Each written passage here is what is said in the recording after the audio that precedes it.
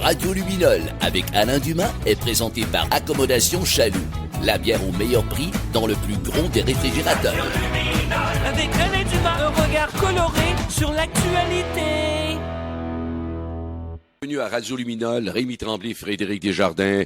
On est tout le temps là pour, encore une fois cette semaine, aller porter un regard coloré sur l'actualité, sur les sujets qui laissent des traces. C'est ça le Luminol dans notre affaire. Alors, déjà, ce qu'on peut vous dire, c'est que il y a un sujet dont on ne parlera pas parce que ça n'a pas laissé assez de traces. C'est Caroline Néron se lance dans les vibrateurs. Bon, ça, c'est sûr qu'on n'en parlera pas. Voyons, c'est quoi ce bruit-là? OK. Bon, maintenant, on a à l'émission, c'était prévu, on a de la grande visite, l'animateur Richard Turcotte, qui est impliqué dans la distillerie et microbrasserie Beamer à Roberval, au Lac-Saint-Jean. Je l'ai rencontré ici parce que cette semaine, je suis à Cancun, au Mexique, pour la fondation du JUS. Alors, comme Richard est avec moi, je me suis dit, pour Radio Luminol, on va lui parler parce que Fred est un fan de bière, d'alcool et tout ça. Alors, c'était aussi pour faire plaisir à Fred. Mais effectivement, parlant de Fred, oui, très heureux. Et justement, parlant de Fred, on va aller voir ce que notre ami a à nous proposer comme bière cette semaine. Salut les gars, aujourd'hui ça va être la Beamer de Roberval, la petite blonde brassée pour l'Ukraine, dont tous les profits sont remis à la Croix-Rouge. Fait que bonne déguste! Oh, qu'on a hâte que Fred goûte à ça. Comme on dit, il va d'y goûter. OK? Ça, c'est certain. D'ailleurs, parlant d'y goûter, Donald Trump. Il est de retour. Effectivement, Rémi, on dirait c'est comme Jaws. C'est le retour du requin. On dit le requin orange. Ouais, le requin orange. Il y a toutes sortes d'images qui nous viennent en tête. Et ça se peut pas quand on se dit à quel point on a l'impression d'être sorti de quelque chose dont on n'en pouvait plus. Mais là, on se dit, non, ça y est, il est de retour. Alors, moi, personnellement, si vous voulez, j'ouvre le bal avec un grand classique québécois en me disant, c'est un peu ça qu'on a envie de dire à Donald Trump. Voici. Il a ramassé ses scènes, rempli ses cochons. C'était un grand gars, un genre de fanfaron. Il pesait 200 livres, puis son toupette mesurait 7 pieds de long. C'est pour ça que les démocrates l'avaient nommé le gros jambon. Gros jambon, gros jambon, gros jambon. Il disait que le réchauffement de la planète, c'était une invention. Que la planète était comme une femme en ménopause. Elle a chaud, elle est désagréable, mais elle va se replacer. Gros jambon, gros jambon, gros jambon. Il aimait tellement pas les Mexicains qu'il a fait construire un gros mur en béton. C'est pour ça qu'eux autres, ils l'ont baptisé El Gros Jambon. Gros Jambon, El Gros Jambon, Gros Jambon. Radio Luminol. Gros jambon! Hey, j'ai enregistré ça hier dans ma chambre d'hôtel ici au Mexique. Ma blonde était dans le lit à côté. Elle a dit, hey, là, arrête de crier de même. Puis moi, je suis là, Gros Jambon! Je pense que ça traduit pas mal ce que les gens veulent dire, surtout que c'est un hasard. Moi, je suis ici au Mexique, là, puis que je me dis, oh boy, eux autres, là, qui regardent Donald Trump, non. Ça pour dire que, bon, là, je donne une couleur. Mais en même temps, Fred, j'avais envie que tu nous permettes à Radio Luminol d'avoir une idée juste de ce que ça représente en bout de ligne, le retour de Donald Trump. Pour lui, c'est un retour vraiment gâché parce que finalement, il y a personne qui va le suivre. Même sa fille le suit pas là-dedans. Hein. Toute sa garde rapprochée l'a lâché. Donc, il s'imagine, lui, là qu'il va peut-être gagner, mais il est vraiment dans le champ. Ça va pas marcher. Hein. Mike Pierce l'a lâché, hein, évidemment. Lui, il a failli se faire lyncher à cause de lui là durant l'assaut au Capitole. Donc, évidemment, là, je sais pas qu'est-ce qu'il va faire. Il y a même tout, évidemment, à l'élection de mi-mandat, s'il avait fait élire plein de candidats, évidemment, c'est l'inverse qui serait arrivé. Là. La majorité des gens l'auraient suivi. Puis, mais là, évidemment, toutes les lèche-bottes l'ont lâché parce qu'ils voyaient bien que ça marchera pas. De toute façon, il est tout seul. C'est là que il est tout seul. Non, mais qu'est-ce que tu me dis ça? Il y a les coucous, il y a tous les coucous qui vont le suivre n'importe où. C'est ça, c'est clair. Là, d'une part, mais en même temps, il est abandonné par tout le monde. Lui, dans sa tête, là, ils sont des milliards et des milliards. Là, c'est ça, la c'est ça. Des maudits bébés. Mais l'affaire, c'est que là, je sais pas si vous avez vu, mais Ron DeSantis, le gouverneur de la Floride, c'est lui le nouveau poulain. Là, fait que il est plus jeune que lui. Hein, fait que puis bon, il est aussi probablement aussi fou que lui. Là, mais il est plus jeune, il a plus de charisme. Donc, c'est lui qui va prendre la tête de tout ça, d'après moi. évidemment, le Trump, comme on le connaît, il va essayer de le salir, là, puis de sortir. Il a même dit quelque chose comme je connais tous les secrets, tous ses secrets, à part peut-être sa femme qui en connaît plus que moi. Là, fait que il va sortir un paquet de saloperies pour essayer de le brûler, mais en tout cas, je pense que ça marchera pas. Mais le problème, par contre, puis il y a des analystes qui disaient ça, je trouvais ça intéressant, c'est qu'ils disaient qu'il va être probablement plus dangereux en n'étant pas élu, en fait, parce que là, il va être encore plus, là, il va pouvoir dire, il y aura pas personne pour essayer de le modérer, tu sais, il va être tout seul avec ses coucous, fait qu'il va, tu sais, il peut dire n'importe quoi, puis là, ben, toute la gang qui va rester avec lui, c'est les pires extrémistes, là, c'est les gars armés, tout ça, bon, fait que ça. c'est, tu sais, ça peut devenir dangereux à ce moment-là. Parce si on veut pas avoir de danger, mettons-le. Ouais, c'est ça, mais tu sais, ça pourrait être encore pire, là, tu sais, s'il lâche, c'est fou, c'est ils vont, c'est l'insurrection, etc. Donc, je sais pas, il va aller jusqu'où de ce côté-là, mais en tout cas, l'avenir nous le dira. Fait que c'est pas, en tout cas, il sera pas, on sait pas par contre. Hein, la première fois, tout le monde avait dit, c'était quasiment une connerie, là, personne va l'élire, mais finalement, il était réussi à se faufiler, puis. T'as raison, puis la question étant, ça dépend de la quantité de coucous, sauf que contrairement à lorsqu'il a été élu, je reviens sur ça.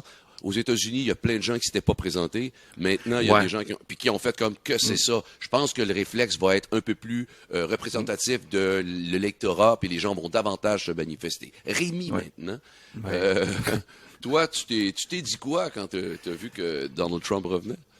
Pas encore. Moi, je me suis dit, que ça recommence. Puis moi, contrairement à Fred, je suis pas sûr, moi, qu'il sera pas élu. Parce qu'il y a une garde, puis il y a de l'argent en simonac. Si t'es capable d'acheter des juges, puis acheter tout ça, moi, je trouve que c'est vraiment un peu... ça revient encore, puis on dirait que c'est un cauchemar, cette affaire-là. Fait que je me suis fait une petite toune là-dessus, parce que, regarde, on peut l'écouter, parce que là... Avec plaisir. Voilà encore Trump qui se prépare pour les élections, ce grand gueulard. Il est prêt à tout pour assouvir. Y a pas moyen de s'en départir. Et ça continue encore et encore. Y a pas moyen de le mettre dehors. Le voilà qu'il se déchaîne. Je vous le dis, c'est un spécimen. Il est prêt à tout, même faire la guerre. Il n'endure même pas les commentaires. Et ça continue encore et encore. On dirait que c'est un cauchemar. Prêt à tout, même à payer, pour vous mettre à genoux sur le plancher. C'est toujours avec le signe de pièce. Il défonce tout et il fracasse toute personne devant. Mais voyons, c'est une religion pour écouter ce grand bouffon. C'est toujours avec le signe de pièce. Il défonce tout et fracasse toute personne devant. Avec le signe de pièce. Alors, cette fois-ci, après avoir parlé de Donald Trump, qui est en quelque part, lui aussi, un sapré influenceur, parce qu'il en rejoint du monde, pas à peu près. Hein. C'est ça. On va parler des influenceurs, mais au sens où l'actualité nous en a fait part tout récemment du fait qu'il y a des influenceurs qui, entre autres, on fait des loteries. Hein, vous en avez probablement entendu parler. On fait des loteries qui sont des loteries illégales parce que ça doit être géré par l'État quand on décide de faire tirer de l'argent. Parce que la question étant, qui c'est qui gère les règlements? Pour avoir animé un quiz à la télévision Radio-Canada il y a quelques années, j'ai tellement compris le genre humain. À partir du moment où tu fais tirer quelque chose, les gens peuvent devenir fous. Donc, c'est un terroir dangereux, cette situation-là. Alors donc, dans l'actualité, c'était deux influenceuses qui ont décidé de faire des tirages comme ça sur les réseaux sociaux. On fait tirer pour 100$. Et ils sont fait de l'argent, mais énormément. Donc, absolument pas. Et c'est illégal. Ce qui m'a amené à dire, bon, les gars, parlons donc des influenceurs, parlons donc de ce qu'on en pense, parce que on en a parlé en début d'année avec le vol de Sunwing, où il y en a qui se prennent pas pour rien, puis des fois, je trouve qu'ils ont rien à dire. C'est zéro point de barre intelligent, je vais le dire. Ouais. C'est ordinaire, c'est vide, c'est rien. Puis ça attire plein de monde, puis leur pouvoir, c'est de dire « Hey, je suis influenceur, j'ai tant de likes. » Si c'est devenu ça, notre société, Ben, moi, j'ai bien de la misère, mais semble-t-il qu'à travers les 3 faces que vous voyez là, que vous entendez, il y en a une face qui a l'air d'être d'accord avec ce phénomène-là. Il s'appelle Fred Desjardins. Ben ouais, moi je trouve ça quand même. Je trouve que vous êtes dur quand même avec les influenceurs. Je dis pas qu'ils sont tous super bons là, tu sais, mais il y a toutes sortes de monde comme un peu n'importe quoi. Mais ce que je trouve intéressant là-dedans, je sais pas si vous vous souvenez de Andy Warhol, ce qu'il avait fait comme, qu'est-ce qu'il avait dit comme citation. Est-ce que vous vous souvenez? Non, mais je te laisse le rappeler. Okay. Ben, tout le monde aura son 15 minutes de gloire. Donc, exact. C'est vraiment ça. En fait, les médias sociaux, avec Internet aussi, hein, ça permet ça. Puis je trouve que c'est démocratique, à quelque part, que tout le monde puisse donner son opinion. Moi, je trouve ça intéressant. J'adore la citation d'Andy Warhol, qui est connue énormément. Mais ce que je dis, c'est que je vais te faire un exemple bien épais. Là. Mais si moi, je décide de faire un tirage une fois, 15 secondes, 15 minutes, c'est parfait. C'est parce que l'autre, ça revient tout le temps. À un moment donné, la gloire, là, si moi, là, tu t'en vas sur un stage, tu as droit à 15 minutes pour faire ton number. Parfait, il est bon, il est rodé à 15 minutes. Mais quand c'est rendu 1h30 que tu le fais, il est plate en maudit. Mais c'est correct. Ouais, je comprends, mais en fait, c'est que là, tu parles des influenceurs qui essaient de se vendre eux-mêmes. Il y a des gens qui ont du contenu quand même, là. Surtout du côté de l'opinion, tu sais. Puis ça a toujours été de même. Il y a toujours eu des influenceurs. Tu parlais de Donald Trump tantôt, ça en est un moderne, là. Mais je veux dire, à l'époque, tu sais, Richard Martineau dans le journal, qu'est-ce que tu penses que c'est? C'est un influenceur. André Arthur dans le temps, ou Mongrain à la télé, c'était des influenceurs. Mais à cette époque-là, ce qui était plate, c'est que il y avait vraiment la main mise. Tu sais, toi, dans ton sous-sol, tu pouvais pas donner ton opinion, là. Fait que t'étais obligé, tu sais, il fallait que tu passes par les grands médias. On démocratise ça. Oui. Puis bon, maintenant, tu peux monter ton auditoire, tu sais, si t'es moindrement intéressant. Oui, c'est sûr, tu sais, si tu fais des pets, puis le monde trouve ça intéressant, c'est une affaire, mais je veux dire, point de vue de donner ton opinion, ça, c'est intéressant, mais aussi, il y a tout l'aspect aussi, que c'est un nouveau métier, hein. Il y en a qui réussissent à gagner leur vie. Oui, tu sais, bon, il y a la fille, par exemple, là, qui a emmerdé tout le monde avec sa Lamborghini, là, Amanda Lévesque, là, Amanda Noël, je sais pas si vous avez entendu parler de ça, là, avec sa Lamborghini. Bon, ça, c'est de la merde. Mais ce que je veux dire, c'est qu'il y en a quand même qui vont vendre de manière intéressante des produits, même partir leur propre compagnie. Tu parlais de Caroline Néron, à quelque part, là. Bon, là, il y a eu toutes des déboires, mais je veux dire, c'est une fille quand même qui a même créé ses bijoux, etc., tout ça. Bon, peut-être qu'elle avait moins du côté. Ouais, c'est ça. Donc, tu sais, il faut pas non plus diaboliser ça à 100%. C'est comme n'importe quoi. C'est ça que je veux dire, dans le fond. Il y a du bon puis du mauvais là-dedans. Tu sais, c'est sûr que moi, je me demande à quelque part aussi, tu sais, les médias comme traditionnels, comme Journal de Québec, etc., ils n'ont pas intérêt, eux autres, à ce qu'il y ait beaucoup de monde qui se développe de ce côté-là, parce qu'à ce moment-là, eux autres ont peut-être moins de monde qui vont aller les voir ou lire leur journal, tu sais, fait qu'ils ont intérêt à sortir en épingle. Rémi, t'allais dire. Ouais, j'allais dire que si, tu sais, ton point de vue est louable, mais on est rendu, mettons, je ne pense pas ça dans la musique, OK? Ouais. Maintenant, là, on est rendu que tout le monde peut faire de la musique avec le téléphone. Est-ce que ça fait de la meilleure musique? No way. Il y a encore des super bons musiciens, puis ils ne passent pas. Je regrette, là. Ouais, mais toi, t'es biaisé, Rémi, parce que t'es un musicien aguerri. Ben oui, parce que tu connais la musique, tu sais. Ben oui, je veux dire, écoute les tunes. C'est quoi que t'écoutes comme tunes? Tu t'écoutes pas le top. Non, je sais, mais les gens qui aiment ça, je veux dire, il y a des gens qui vont acheter beaucoup. Fait que c'est pas des gens, tu sais, toi, tu connais la musique, tu sais que musicalement parlant, c'est pauvre. Moi, les textes, c'est un peu la même chose, peut-être Alain aussi, Rémi t'écrit aussi, donc les textes peuvent être pauvres aussi, mais si ça parle à une grande majorité de gens, puis que les gens l'achètent, la majorité des gens, ils sont biaisés par justement des mauvais médias qui diffusent ces gens-là, parce que c'est plus facile. Ben non. Les gars, Fred, les gars, je vous arrête 2 secondes, parce que, non, mais c'est intéressant comme point de vue. Évidemment, on n'en sortirait jamais. Maintenant, ce que je dirais, c'est que de vouloir démocratiser, de faire qu'il n'y ait pas que un seul pouvoir, le 4e pouvoir, que ce soit tous les mêmes qui dirigent, je pense qu'on est tous d'accord là-dessus. Ce que ça dit maintenant, c'est que le filtre de savoir qu'est-ce qui passe pas, c'est qu'on se retrouve aujourd'hui avec tellement d'affaires qui n'ont pas de sens parce qu'il y a plein de diffuseurs de tout ça, qu'il y a bien plus d'affaires qui n'ont pas de sens. Maintenant, la grande responsabilité, c'est ceux qui écoutent et qui transmettent ça. En même temps, si une influenceuse décide de faire un concours de pets, et je donne même pas un exemple qui n'existe pas, ça existe, et qu'elle ramasse plein de monde qui écoute ça, moi je dis, c'est nous comme consommateurs, comme société, qui sommes épais. Moi j'ai toujours dit à l'école, j'étais tannant, je faisais rire le monde. Mais je me disais, ceux qui rient sont aussi responsables. C'est-à-dire que si on voulait me punir, il faudrait ne pas rire, à la rigueur.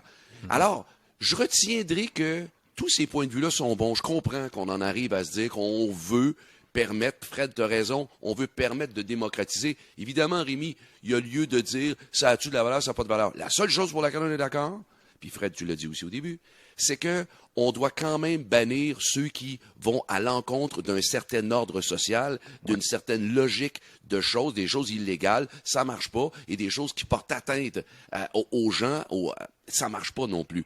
Sauf que, ce qu'on voulait, nous, à Radio Luminol, parce qu'on a un regard coloré sur l'actualité, on voulait aussi être capable, quand même, et c'est ça, et là-dessus, Fred, tu vas être d'accord, on voulait être capable de au moins se moquer de ceux qui n'ont pas d'allure, et comme il y en a pas mal, ben on veut permettre à Fred, son point de vue, de dire on peut purifier l'environnement. Ben l'humour est fort. Si on peut rire assez fort de ceux qui n'ont pas d'allure, ben les gens vont peut-être dire c'est vrai qu'ils n'ont pas d'allure. Alors, c'est aussi ça la démocratie, hein. Oui, mais c'est d'accord avec toi, mais on a le droit de rire d'eux autres. L'affaire, c'est que ce que je dis que je suis d'accord avec toi, c'est juste que quand les pas bons, ils nuisent aux bons. C'est ça que je trouve. Les mauvais influenceurs, là, ils font comme, ben voyons. Oui, parce qu'ils portent une mauvaise image au métier d'influenceur. Mais le problème, c'est que c'est pas bon, là. Il y a des gens qui les aiment, je sais pas. Exact. C'est ça, mais probablement que dans des médias, médias traditionnels, ça passe pas quand il y avait juste ça, mais là, maintenant, ça permet ça. Mais évidemment, ça dilue tout, mais bon. Sauf que chacun a son petit pouvoir. Son gun, c'est son cellulaire. Alors nous, notre cellulaire, ben on en a 3 ensemble, hein, on forme une équipe qui s'appelle Radio Luminol, et sur ce sujet-là, on va clore le petit débat, puis on va revenir ensuite avec Richard Turcotte de Beamer, que j'ai rencontré ici au Mexique pour nous parler de distillerie et de la microbrasserie à Roberval. Mais d'abord, place à une merveilleuse parodie que Rémi a fait avec beaucoup de sourires sarcastiques sur les influenceurs. Moi je vis dans une chambre pétée, je fais à croire que je suis au soleil, même si j'afface encore poqué, faut que je vende la cire d'abeille. Je pense que je prédis l'horoscope, je suis prêt à te vendre des vitamines, pis du bon café, du ketchup, je vais même parler de vaseline. Mais la question que je me pose tout le temps, mais comment font tous ces gens pour croire tout ce que je leur dis avec hypocrisie? Je ferai n'importe quoi pour avoir plus de vision. C'est rendu une religion, enjôleur et ensorceleur. Je suis un influenceur. Je me prends pour une grosse vedette pop. Je fais des photos pis je te varlope. Je fais croire que je suis très fréquenté. Tout ce qui compte c'est d'être payé. Le beurre et puis l'argent du beurre, je suis même prêt à me mettre tout nu. Je suis payé très très cher de l'heure pour tout ce qui est incongru. Mais la question que je me pose tout le temps, mais comment font tous ces gens pour croire tout ce que je leur dis avec hypocrisie? Je ferai n'importe quoi pour avoir plus de vision. C'est rendu une religion, enjôleur et ensorceleur. Je suis un influenceur.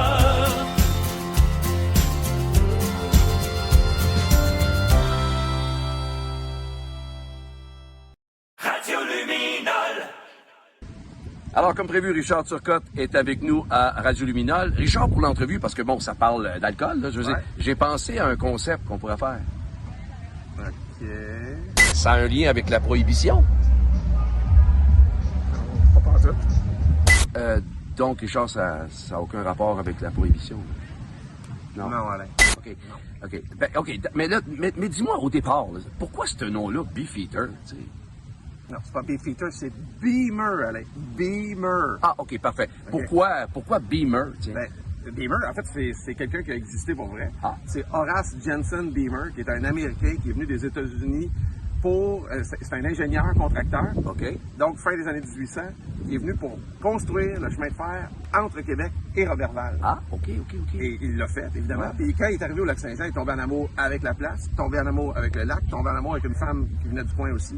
Et donc, lui, il a vraiment adopté le Lac-Saint-Jean, tellement qu'à un moment donné, il s'est même construit un hôtel sur le bord du Lac-Saint-Jean. Et il faisait de la publicité dans des journaux internationaux pour inviter des riches à venir pêcher la Wananiche. Tellement qu'à un moment donné, c'était tellement connu, couru, que le lac a eu presque c'est presque vidé de Wananish. Tu déconnes? Non, pour vrai. Wow. Fait que, évidemment que c'est un personnage important au Saguenay-Lac-Saint-Jean. Et c'est un gars aussi qui a construit 2 des portes du Vieux-Québec, qui a construit une partie de la terrasse. À cause de son métier? Oui. Ah ouais? Une partie de la terrasse du Frein à Québec et le pont Royal Alexandra entre Gatineau et Ottawa. OK. Qui est toujours en rénovation depuis, je pense. Ça doit faire 200 ans. Donc, il est marquant, évidemment, pour Roberval et le Lac-Saint-Jean, mais pour la grandeur du Québec, il a été un homme d'affaires très prospère. C'est drôle parce qu'à part vraiment au Saguenay-Lac-Saint-Jean, on le connaît moins au Québec. Ben oui, pourtant, ce gars-là était vraiment un bâtisseur. Et il n'y avait pas de descendance. Il n'y a pas eu d'enfants. OK. Donc, nous autres, on s'est dit comment faire pour faire rayonner la région avec quelque chose qui a été marquant dans le passé, mais qu'on va amener dans le présent et dans le futur. Alors donc, et là c'est très, très, très bien expliqué. Et ça donne une plus-value quand on connaît l'histoire, justement. Sûr. Maintenant, la brasserie Beamer, vous avez quel type de bière? Vous en brassez combien? Ben, je pense qu'on en a une douzaine de bières, là, je te dis ça comme ça, de mémoire. Mais ce qui est intéressant, c'est que oui, on a c'est toujours des bières de soif, nous autres. C'est pas des bières qui vont aller trop loin dans les essences. On reste, c'est toujours des bières de prestige quand même, mais de qualité, mais qui sont subtiles dans leur saveur, dans leur goût. Ce qui est particulier, c'est on a une colche, on a une isa, on a une bleuet basilic. Et une camerise basilic. Évidemment, c'est des fruits qui sont issus probablement à 5 minutes de notre... c'est de la place, on le sait, effectivement. C'est local. Souvent, quand on va chercher les fruits, on brasse tout de suite après avec dans la même journée. Donc, il y a une fraîcheur aussi là-dedans. OK. Et puis, en plus de la brasserie, la microbrasserie, ben, il y a aussi une distillerie du lien que je pensais vouloir faire avec la prohibition, mais de l'alcool, exactement aussi. On a sorti... la distillerie est arrivée plus tard, donc il y a à peu près 3 ans, si je ne me trompe pas. On a sorti un gin, un London Dry Gin, d'une quadruple distillation. Je n'irai pas trop dans les détails parce que je ne veux pas te perdre là avec. Tu me moi je sais plus où, là. Mais toujours dire qu'on a quand même, à ce jour, jusqu'à maintenant, 5 médailles à l'international pour ce gin-là. Wow. Après ça, on a sorti une vodka qui est 75% alcool de grain, 25% alcool de bleuet, sauvage du Lac-Saint-Jean. Et ça ne goûte pas le bleuet toutefois. Le bleuet, le sucre du bleuet sert juste à arrondir le goût, à enlever les esters d'alcool. Tu sais, une vodka, tu veux que ce soit pur dans le goût. C'est ce qu'on a réussi à faire. Tu vois, là, on est rendu à 3 médailles à l'international. Ça fait à peine 8 mois qu'elle est sortie la vodka. Et je connais rien, puis tu vas le voir dans la question, mais donc, c'est pas un championnat de vodka bleuet. C'est juste que vous vous démarquez aussi de par cette essence-là qui est différente. Oui, mais il n'y a pas d'essence dedans, justement. C'est une façon de mettre faire ton alcool. De faire ton alcool donc, oui, tu vas peut-être avoir en fin de bouche une mini... tu vas un soupçon. Tu peux te faire des dry martinis avec ça, c'est excellent, mais tu peux te faire même des Bloody Caesar. Oui, tu peux aller et ça ne changera pas, tu as une habitude, OK. Wow, donc ce sont vraiment des gens qui vont tester des différences d'alcool, mais la manière de faire va être différente d'une à l'autre et aussi se démarquer. Là, après ça, on a lancé des liqueurs, donc liqueurs de Camerise, qui est vraiment issu du Lac-Saint-Jean, de bleuet sauvage du Lac-Saint-Jean aussi, donc liqueur de bleuet, liqueur de cerise griotte du Lac-Saint-Jean. Donc, tout est local là-dedans. Et de ces mêmes cerises-là, on a fait un kirsch. Le kirsch, c'est une eau de vie de cerise, ce qui est plus, tu vas voir ça plus en Suisse, en Autriche, tout ce qui est germanique un peu, les pays germaniques sont très forts là-dedans. Ça te sert de cette eau de vie-là comme ça, si tu veux. Ça peut faire penser un peu à une grappa, mais avec des cerises au lieu des raisins. Et aussi dans les différents desserts. Exemple, le gâteau forêt noire. Pas les fondus, mais les raclettes aussi. Tu mets ça avec les patates et le fromage, t'en mets un petit peu, ça relève le goût. Et là, on va sortir un limoncello puis un arancello, donc à l'orange. Très bientôt. Wow, OK. Alors, et en terminant, on va mentionner que notre ami Fred de Radio Luminol a visité. Il est allé visiter vos installations là-bas. Il a adoré. Comment vous recevez les gens qui vont vous visiter à Roberval? On reçoit comme les gens du Saguenay-Lac-Saint-Jean reçoivent. C'est-à-dire à bras ouverts. Moi, c'est comme ça que je me suis retrouvé avec cette belle gang-là. Ils nous ont tellement bien reçus. Puis quiconque va les voir, Sandra, Philippe, Benoît, Linka, ils savent, tu sais, c'est chaleureux. C'est ça. Et aussi, pas peur de le dire, nous autres, nos installations sont de top niveau. Ça nous a coûté cher, on a attendu longtemps pour avoir nos équipements, mais on est tellement fiers de raconter. Nous, on fait faire le tour du propriétaire, puis on raconte comment on confectionne nos produits. Puis après ça, il y a dégustation si les gens veulent. Fait que, on a toute la boutique en avant, puis il y a des casquettes, il y a des t-shirts, le monde peut magasiner. C'est vraiment chaleureux. Puis on est vraiment sur la route pour faire le tour du Lac-Saint-Jean. Fait que On est vraiment bien situé aussi. OK. Ben, Richard, on va aller faire un tour. Merci à toi d'être venu à la radio Luminol. Merci beaucoup. Plaisir. Allez. Beamer à l'arrière. Oui, c'est ça, c'est pas Beefeater, je me suis mêlé. OK. Ah, ça a été bien agréable à réaliser ici au Mexique avec Richard il y a 2 jours. Comme quoi il fait bien beau. D'ailleurs, quand on a mis le petit extrait pour annoncer tout ça, le teaser comme on dit, il y a des gens qui m'ont écrit, ont dit, écoute Alain, je veux pas écouter bien ce que tu racontais avec Richard. Je vois juste les palmiers puis ça me faisait rêver. Alors il y a des gens que oui, il fait très très très beau et on n'a malheureusement pas vécu la tempête de neige. Bref, Fred, t'étais content parce que tu voulais en parler de Beamer. Oui, vraiment. Je passais là avec ma famille cet été. Hein. J'ai arrêté, puis bon, exceptionnel, comme Richard l'a dit. On est reçus comme des rois. Hein. Ils nous font déguster leur excellent produit, visiter l'endroit, donc qui est exceptionnel. Distillerie, donc, hein, ils ont beaucoup d'alcool fort, super bon. Et aussi, donc, ils ont de la bière. Richard en a parlé de la bière de soif. Hein. Ils sont pas dans la microbrasserie, là, vraiment, là, avec des IPA, là, de travailler, tout ça, mais c'est des bières extrêmement bonnes, de soif, comme il l'a bien dit. Et j'en ai profité pour déguster la blonde lager que vous voyez ici. Et ce qui est intéressant, c'est qu'ils l'ont brassée pour l'Ukraine, en fait. Donc, vous savez ce qui se passe en Ukraine. Et ils donnent tous les fonds recueillis avec ça, ils le donnent à la Croix-Rouge. Donc, c'est super intéressant. Ils vont-tu brasser Poutine aussi? On va mettre du poison dedans s'ils font ça. Et donc, j'y goûte. Hein, vous voyez, c'est très, très... donc, une blonde à 4%. Exact. Ouais, on voit ouais, 4%. Ça semble léger à prime abord quand on la voit comme ça. Tout à fait. Et excellent. Donc, une bonne blonde avec un petit goût fin de miel à la fin. Là, très, très bon. Donc, désaltérant à souhait. Donc, je vous suggère de goûter à ça. Et aussi, à l'heure fort, hein, je voulais vous montrer que je suis vraiment... Ouais, j'ai mes belles bouteilles. Donc, la vodka, oui, vraiment, est excellent. Il en a parlé, hein, du petit goût de bleuet là, à la fin, très, très fin. Et toi, tu l'as saisi? Ouais, il y a un petit goût de bleuet à la fin qui est excellent. Donc, c'est vraiment très bien travaillé. Et ils ont un gin ici, London Dry Gin. Je pense que c'est les seuls à faire ça. La madame m'a dit là-bas, là, c'est que la sorte London Dry Gin, c'est les seuls.